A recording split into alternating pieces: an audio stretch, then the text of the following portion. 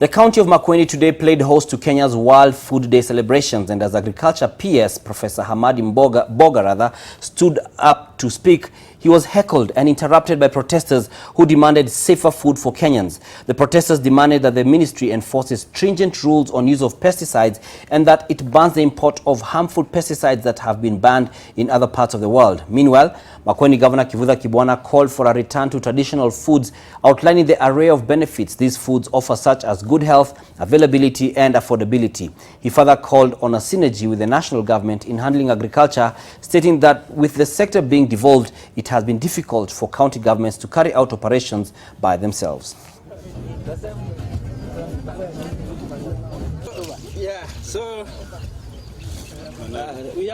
If you look at the European Union database on pesticides, they have clearly banned carbendazim in 2011.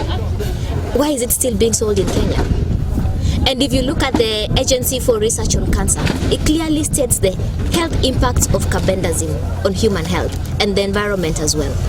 Traditionally, if I go to a place and I'm served with like millet ugali, people will say, why did you serve the governor with millet ugali?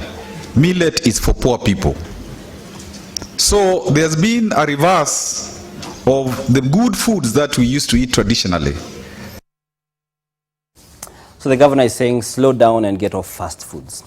5 American multinational corporations have entered the Kenyan market over the last year, the American Chamber of Commerce AmCham has revealed. In line with the push to grow trade relations between America and Kenya, AmCham Kenya is gearing up to host the second annual business summit in November, with the inaugural one having taken place last year.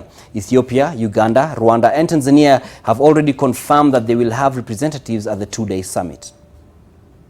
AmCham Kenya is part of a global network of 87 AmChams across the world, including AmChams in Ethiopia, Uganda, Tanzania, Rwanda, working together to promote mutually beneficial two-way trade and investment with the U.S.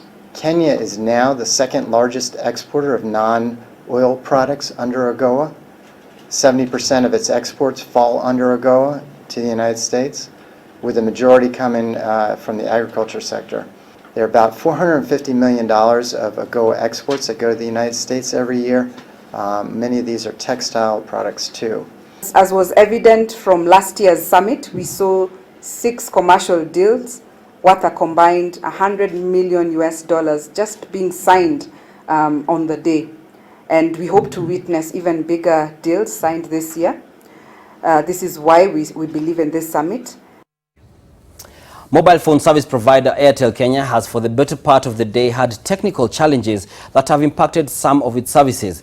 The company initially stated that due to the challenges, calls and SMS services would be intermittent, and added that data services were, however, operating normally.